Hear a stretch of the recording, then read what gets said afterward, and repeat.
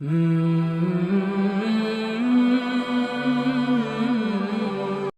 لله نحمده ونستعينه اما بعد فاعوذ بالله من الشيطان الرجيم بسم الله الرحمن الرحيم والذين اتخذوا مسجدا ضرارا وكفرا وتفريقا بين المؤمنين وإرصادا لمن حارب الله ورسوله من قبل ولا يحلفن إن أردنا إلا الحسنى واللہ یشہد انہم لکاذبون۔ میں وقت کو بچاتے ہوئے دو باتیں عرض کروں گا۔ نبی پاک صلی اللہ علیہ وسلم کے شہر مدینۃ المنورہ میں منافقین نے ایک مسجد بنائی، اور مسجد اس لیے بنائی تاکہ جب ہم اسلام کا مقابلہ کریں تو ہمارے پاس کوئی مرکز ہونا چاہیے۔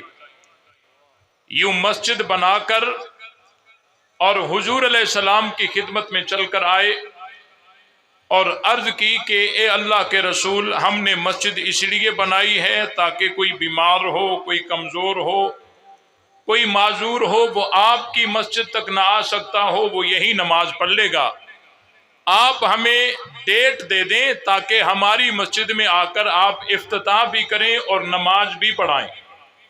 اب دیکھیں، اندر میں عزائم کچھ اور تھے اور ظاہر کچھ اور کیا۔ پتہ چلا کہ تقیہ باز تھے۔ کیا تھے بھائی؟ تقیہ باز تھے۔ اندر میں کچھ اور تھا اور ظاہر میں کچھ اور تھا۔ وہ اپنے بن کر آئے تھے۔ نبی پاک صلی اللہ علیہ وسلم نے ان کی ظاہری باتوں کو سن کر اور انہیں ڈیٹ دے دی اور فرمایا کہ میں جنگ تبوک پر جا رہا ہوں، جیسے ہی واپس ہوں گا آپ کی مسجد میں آ کر نماز بھی پڑھاؤں گا اور افتتاح بھی کروں گا۔ آپ علیہ السلام یوں کہہ کر جنگ تبوک پر چلے گئے اور یہ منافقین اپنے علاقے میں چلے گئے۔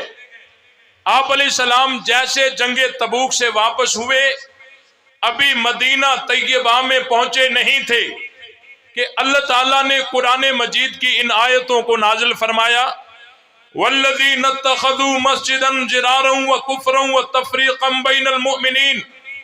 اللہ نے فرمایا، اے میرے محبوب، آپ جہاں جا رہے ہیں یہ تو منافقین ہیں، عزائم ان کے بڑے خطرناک ہیں، اور یہ تفریقم بین المؤمنین کرنا چاہتے ہیں۔ تو کوئی بتا سکتا ہے کہ حضور علیہ السلام کے دور میں مومنین کون تھے؟ آواز آنی چاہیے۔ مومنین کون تھے؟ تو یہ صحابہ میں تفریق کرنا چاہتے ہیں۔ پتہ چلا کہ صحابہ میں تفریق کرنا کہ یہ حضرت ابو بکر والے الگ، یہ حضرت علی والے الگ، حضرت عمر والے الگ، اور حضرت حسن والے الگ، حضرت عثمان والے الگ، اور حضرت حسین والے الگ۔ اگر میں یوں کہوں تو بات سمٹ جائے گی کہ صحابہ الگ، اہل بیت الگ۔ یہ تفریق کرنا کام منافقین کا ہے۔ اللہ تعالیٰ نے فرمایا یہ تفریقم بین المؤمنین والے ہیں، صحابہ میں تفریق کرنے والے ہیں۔ اور دوسری نشانی یہ ہے، وَلَيَحْلِفُنَّ إِنْ أَرَدْنَا إِلَّا الْحُسْنَى وَاللَّهُ يَشْهَدُ إِنَّهُمْ لَكَاذِبُونَ۔ اے میرے محبوب، آپ کے پاس آ کر جو قسمیں کھا کر باتیں بتا کر گئے ہیں، کون سی بھلا کہ ہم نے مسجد اس لیے بنائی ہے تاکہ کوئی بیمار ہو، کوئی کمزور ہو، کوئی معذور ہو، وہ آپ کی مسجد تک نہ آ سکتا ہو، وہ یہی نماز پڑھ لے گا۔ اللہ نے فرمایا یہ باتیں جو بتا کر گئے ہیں، واللہ یشہد انہم لکاذبون، میں رب گواہی دیتا ہوں یہ جھوٹ بول کر گئے ہیں، یہ تقیہ باز ہیں، اندر میں ان کے عزائم کچھ اور ہیں۔ پتہ چلا اس دور میں بھی حضور کے پاس جو دعوت نامہ لائے تھے وہ تقیہ باز بھی تھے اور صحابہ میں تفریق کرنے والے بھی تھے۔ حضور کے پاس امت کا نہیں، پڑھانے کا دعوت نامہ تھا، لیکن اللہ نے اپنے محبوب کو وہاں جانے نہیں دیا. اللہ نے فرمایا واللہ یشہد انہم لکاذبون لا تکم فیہ ابدا. اے میرے حبیب آپ کو وہاں جانے کی اجازت ہے. پتہ چلا کہ تقیہ باز اور مومنین میں تفریق کرنے والے اگر نماز کی دعوت حضور کو دیں اللہ وہاں جانے نہیں دیتا. اب اگر تھوڑا گہرائی میں جائیں گے نا، اگر حضور علیہ السلام وہاں چلے جاتے تو کیا کسی کے پیچھے ہو کر نماز پڑھتے یا آگے ہو کر پڑھاتے؟ یقیناً جواب یہی آئے گا کہ حضور آگے ہو کر پڑھاتے. تو اللہ نے یہ کہہ کر بھی تو اجازت نہیں دی نا کہ کون سا کسی کے پیچھے پڑھیں گے، آگے ہی تو پڑھائیں گے. پتہ چلا کہ اگر صفوں میں تکیہ باز ہوں تو مصلی پر حضور کو بھی اجازت نہیں. صفوں میں اگر تکیہ باز ہوں تو مصلی پر حضور کو بھی اجازت نہیں. ایک اور بات ہے، یہ حضور کو دعوت دینے والے تھے کون؟ منافقین تھے. ان کے دل میں حضور کی محبت تو نہیں تھی. اگر محبت ہوتی تو کلمہ پڑھ کر مسلمان نہ بن جاتے. پتہ چلا ان کے دلوں میں محبت بھی نہیں، پھر بھی اصرار کر رہے ہیں کہ حضور ہمارے پاس آ جائیں، ایک دفعہ ہمارے ساتھ بیٹھ جائیں. یہ اصرار بلا محبت کیوں ہو رہا تھا؟ اگر آپ غور کریں گے تو آپ کو ایک نقطہ نظر آئے گا کہ یہ ان کا پرانا طریقہ واردات ہے کہ بڑوں کو ساتھ بٹھا کر اور نچلے طبقے کا شکار کرنا. کہ حضور علیہ السلام اگر ہمارے پاس ایک دفعہ آ جائیں گے، ہمارے ساتھ بیٹھ جائیں گے تو حضور کو اپنے ساتھ بٹھا کر ہم لوگوں کو آسانی سے گمراہ کر لیں گے کہ جی اگر ہم خراب ہوتے تو حضور ہمارے ساتھ کیوں ہوتے. اور وہی طریقہ آج بھی چلا آ رہا ہے.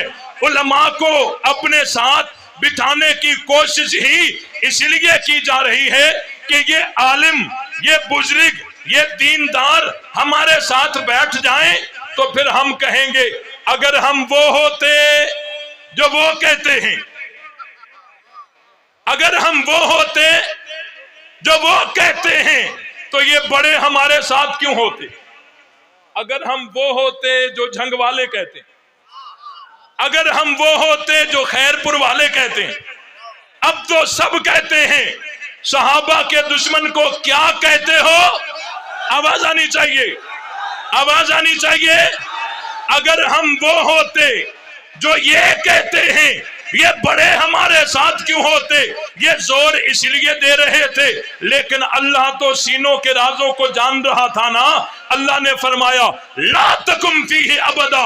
اے میرے حبیب آپ کو وہاں جانے کی اجازت نہیں ہے.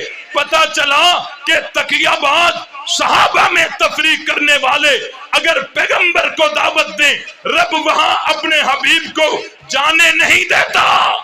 اور جو نبی کا سچا وارث ہوگا وہ کبھی ان کی دعوت پہ جا سکتا. آخری بات آگے اللہ تعالیٰ نے فرمایا لَمَسْجِدٌ أُسِّسَ عَلَى التَّقْوَى مِنْ أَوَّلِ يَوْمٍ أَحَقُّ أَن تَقُومَ فِيهِ. اللہ تعالیٰ نے فرمایا اے میرے محبوب آپ کو وہاں جانے کی اجازت نہیں ہے.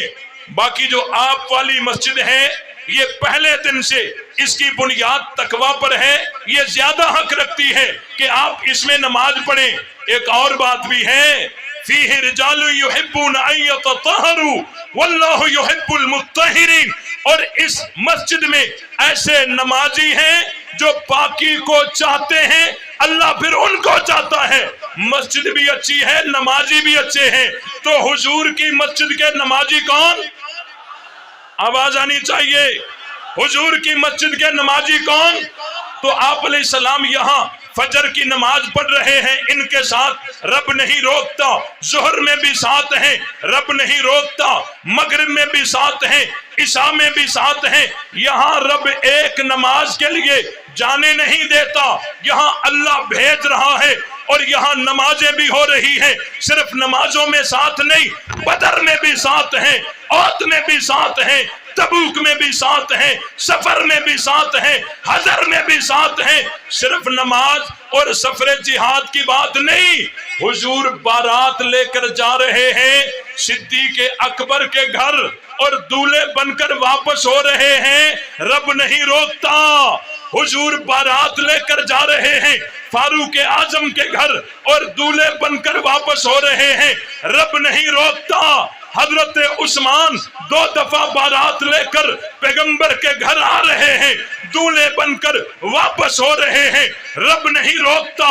हजरत अली 1 दफा बारात लेकर हुजूर के घर आ रहे हैं और दूल्हे बनकर वापस हो रहे हैं, रब नहीं रोकता।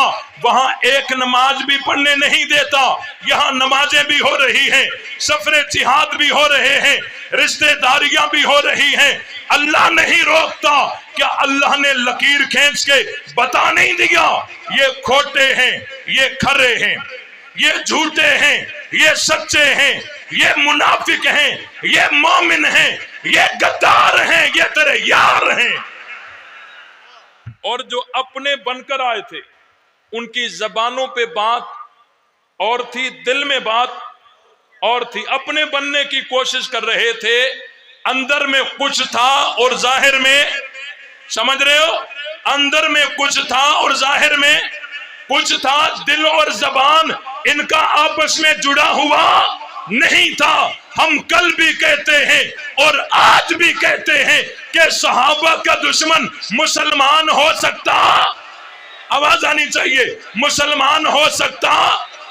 भला जो कायदीन सुबह शाम दुश्मनाने सहाबा का रद्द कर रहे हो, वो कभी फिरने वाले हो सकते हैं? वो कभी फिरने वाले हो सकते हैं? मैंने बता दिया ना कि अपना कहलवाने वाले अंदर में कुछ था, जाहिर में कुछ था, और जो जाहिर में था वो और था, अंदर में जो हकीकत थी वो और थी। इसीलिए हम ये काम करते रहेंगे।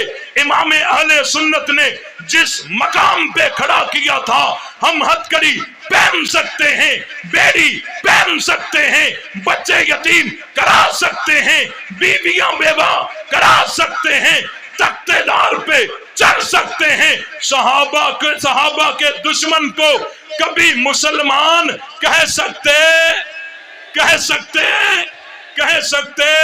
सहाबा का दुश्मन कल भी आवाज आनी चाहिए, आवाज आनी चाहिए। यहाँ कुछ लोग बहरे भी होंगे जुर्रत और गैरत के साथ कि सहाबा का दुश्मन कल भी और आज भी और कल भी आज भी, जब तक अपने मौक़िफ़ और मिशन से और मजहब से तौबा ताइब नहीं होता, उस वक्त तक वो, आखिरी बात अगर वो तौबा ताइब हो जाएगा ना, तो भी उलमा का इख्तिलाफ है कि आया उसकी तौबा भी कबूल है या नहीं। अगर वक्त होता तो मैं दलाल देता कि तौबा के कबूल होने के दलाइल मजबूत हैं या तौबा के कबूल न होने के दलाइल मजबूत हैं। और इसी मस्जिद में हजरत अबू बकर, हजरत उमर, हजरत उस्मान रजी अल्लाह ताला अन्हुम अजमईन ने हुजूर अलैहि सलाम के पीछे 10 साल नमाज पढ़ी और हजरत अली के आगे 25 साल नमाज पढ़ाई है। ना नबी ने एतराज किया, ना अली ने एतराज किया। आज जो अबू बकर, उमर, उस्मान पे एतराज करते हैं, ना वो नबी वाले हैं ना वो अली वाले हैं। नबी वाले भी हम हैं, अली वाले भी हम।